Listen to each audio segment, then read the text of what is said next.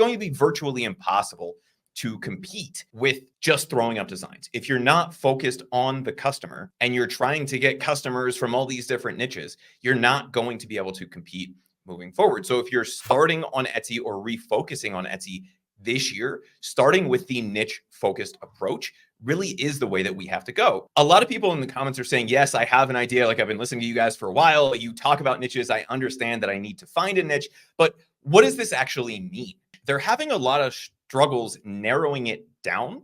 And so I guess we should probably start with what a niche is and what a niche isn't. And then I wanted to get some ideas from you. If somebody has 2 or 3 different niches that they're considering, how do they decide where to start? So when Scott and I use the term niche or niche or nicho for our Spanish speaking friends in the chat, there's a few different ways that people can go with this. But what we mean when we say that is it's something that someone identifies as or say that they love. And I saw Scott, somebody in the chat said something to the effect of, my niche is templates. And then they went on to actually describe what their niche is, right? Who are those templates for? That is the niche. It's not the product, which is the template. It's the person buying the product. And so I want people to really understand that before we move forward. You are not a t-shirt shop. You're not a template shop. You are a business boutique store, right? You're a store for business owners. You are a fishing enthusiast store.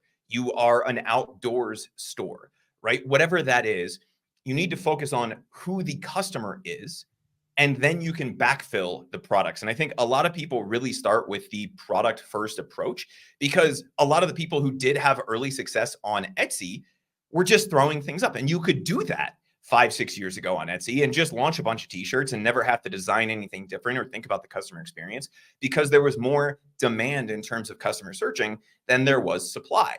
And those 2 things have come to be a little bit more equal over the last few years.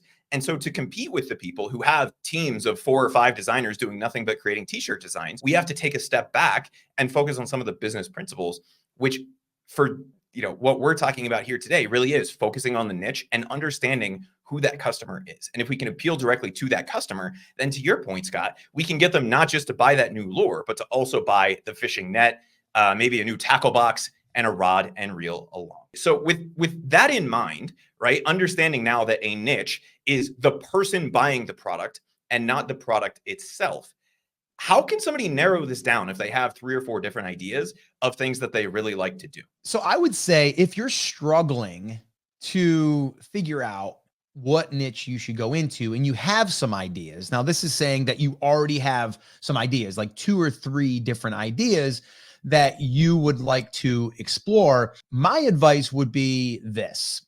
Number 1, I would like to go through and see what is the demand potential for these niches. So if I was going to use an example like this, I'm very into home decor, and I love farmhouse stuff, and I love Western stuff, and I don't know, I love cottagecore. So I would take those 3 and I would then start doing research in that niche. Now, research is products. Are there products being sold to this client, right? Or this customer? Because you could get interior designers, right? That would be your customers, and they would buy over and over and over again from you. You could also get homeowners that want to decorate a room or 2. So I would be looking at that. The validation comes in.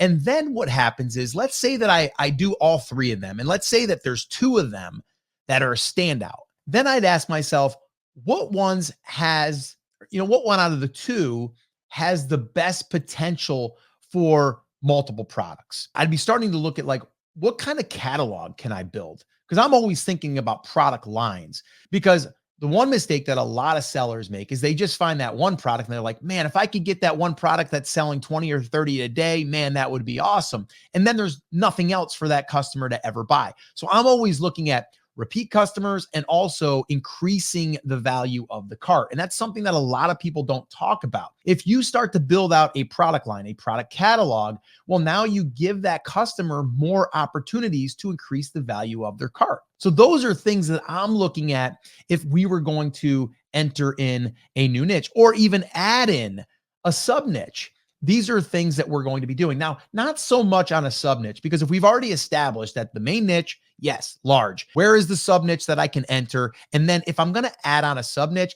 it's not as important because I'm not relying on that one totally. It's just an add on. The big piece here and the big takeaway is you definitely want to do your product and your niche validation. Product validation is partly niche validation, because if the products aren't selling in a niche, well, the niche is no good. So that's kind of what we're looking at. Now, the one thing here I will say, and I'll leave with this, is if you don't find Etsy shops that are built out as a brand, as we talk about, don't let that discourage you. Don't let that be to you like, well, they're not proving to me that you can sell in this niche. No, it's just no one is really doing that. So what I would do is I would just search products or look at products, do my product validation using Everbee. And if you guys are not using Everbee, here, a little shameless plug for you. You can try it for free. Head on over to brandcreators.com/Everbee.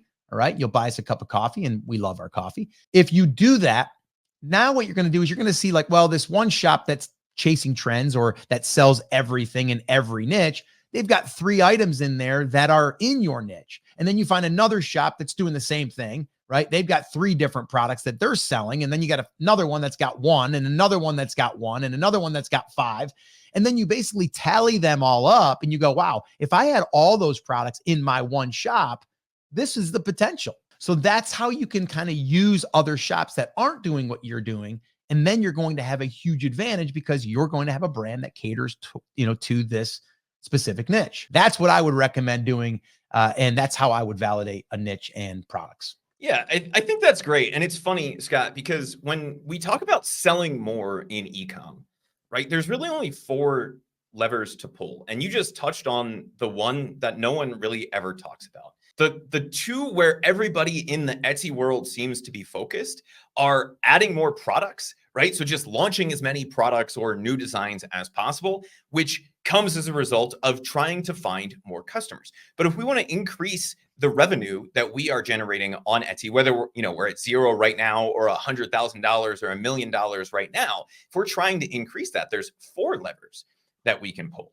And everybody focuses just on getting as many customers as possible, which means they need to add more products to be successful in the Etsy ecosystem. But they forget about the other 2. And there's one that is a little more controversial, which would be raising prices, right? And there's nothing wrong with that. And in fact, if you are a niche-based store, you can sell a lot of things at a higher price than you could if you were just trying to compete on the search level by launching a bunch of t-shirts. But the one that no one ever talks about is selling more to the same customer, increasing the lifetime value of that customer. You are not going to do that in the Jersey Shore gift shop. I saw somebody in the chat was talking about being from the Jersey Shore, and I know that's an example that you like to use. And if you guys have ever walked into a gift shop on the Jersey Shore, you will know that they have t-shirts with every possible combination of names, shot glasses with every possible combination of names, and a bunch of just random buckets and shovels and some of those kinds of things. The only reason those stores exist is because they get maybe 1 shot a year at those customers, and they have to be in the right place at the right time. You're not going to go buy another Chris Loves the Jersey Shore t-shirt unless you do something to the first one. And they know that. They're not worried about that. Taking that approach on Etsy is going to be very detrimental moving forward, because acquiring that initial customer is going to be much harder on the search and ad side as more sellers start to listen to things like this and get wise to it. So the smart approach really is focusing on the long-term value of that customer, selling them more products within the Etsy ecosystem, and long-term being able to get them somewhere like your email list, your website, any of those kinds of things where you truly own the customer. And then you can exercise all of that lifetime value, continue to get more value out of those people. And all of that comes back down to focusing on the customer first and defining that niche very clearly. It sounds a little counterintuitive because the easy thing to do is just to launch 20 more t-shirts, right? It's a very easy thing to do. But you can get much more benefit out of launching fewer products, but selling more of those products to the people who start to build a relationship with you.